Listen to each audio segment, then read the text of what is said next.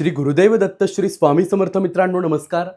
आज भगवान अक्कलकोट स्वामी महाराजांच्या परंपरेतील प्रभावळीतील एका थोर सत्पुरुषांची म्हणजे बाळकृष्ण महाराज सुरतकर यांची पुण्यतिथी। बाळकृष्ण महाराज सुरतकर हे भगवान अक्कलकोट स्वामी महाराजांचे शिष्य सद्गुरू श्री तात महाराजांचे शिष्य होते। बाळकृष्ण महाराजांचे चरित्र अतिशय दिव्य अतिशय सुंदर असे आहे।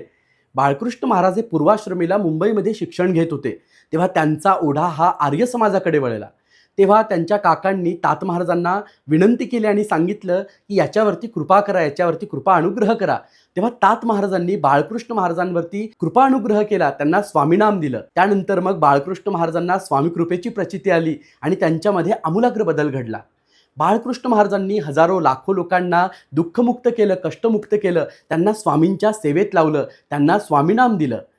आज आपण मुंबईला जो दादरचा मठ बघतो त्या दादरच्या स्वामी महाराजांच्या मठाची स्थापना ही बाळकृष्ण महाराजांनी केली होती। बाळकृष्ण महाराजांच्या चरित्रात एक गोड प्रसंग येतो। जर कोणी व्यक्ती त्यांच्या दर्शनाला आली आणि त्यांनी बाळकृष्ण महाराजांना नमस्कार केला तर बाळकृष्ण महाराज त्या प्रत्येक व्यक्तीला सांगत असत की अरे मला काय नमस्कार करता, तुम्ही आजोबांना नमस्कार करा, आजोबांच्या चरणी कळकळीने प्रार्थना करा।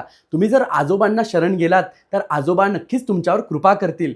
तर बाळकृष्ण महाराज भगवान अक्कलकोट स्वामी महाराजांना आजोबा म्हणत असत आणि तात महाराजांना ते वडील मानत असत।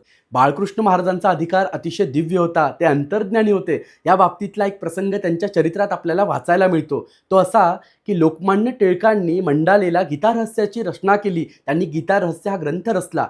पण त्यानंतर पुण्यातील मुंबईतील कर्मठ लोकांनी टिळकांनी गीतेचा कर्मपर अर्थ लावला म्हणून त्यांचा खूप विरोध केला, त्यांच्यावरती टीका केली। टिळक जेव्हा मुंबईत आले तेव्हा हा ग्रंथ कुणा सत्पुरुषांना दाखवावा असा विचार त्यांच्या मनात आला।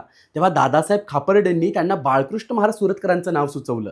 तेव्हा लोकमान्य टिळक दादासाहेब खापर्ड्यांसोबत बाळकृष्ण महाराजांना भेटायला गेले। दादासाहेब खापर्डेंनी बाळकृष्ण महाराजांच्या हातामध्ये गीता रहस्य ग्रंथ ठेवला। तेव्हा त्या गीता रहस्य ग्रंथाकडे बाळकृष्ण महाराजांनी 2 मिनिटं टकलावून बघितलं आणि त्यानंतर ते वळले लोकमान्यांकडे।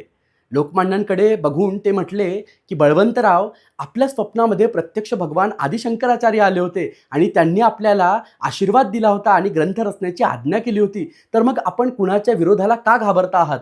आपल्याला आचार्यांची पूर्ण कृपा आहे। पण या बाळकृष्णांच्या वाक्यानंतर लोकमान्य टिळकांना धक्का बसला, त्यांना आश्चर्य वाटलं, कारण हा झालेला दृष्टांत, हे झालेलं स्वप्नदर्शन त्यांनी कुणालाही सांगितलं नव्हतं। हे स्वप्न फक्त लोकमान्य टिळकांनाच माहिती होतं। तर अशा प्रकारे बाळकृष्ण महाराजांचं अंतर्ज्ञान बघून लोकमान्य टिळक त्यांच्या चरणी नतमस्तक झाले। तर असा बाळकृष्ण महाराजांचा दिव्य थोर अधिकार होता। अशा या स्वामीरायांच्या परंपरेतील थोर विभूतींची आज पुण्यतिथी। ही सेवा स्वामीरायांच्या चरणी अर्पण करून इथेच थांबतो। अवधूत चिंतन श्री गुरुदेव दत्त श्री स्वामी समर्थ जय शंकर। नमस्कार।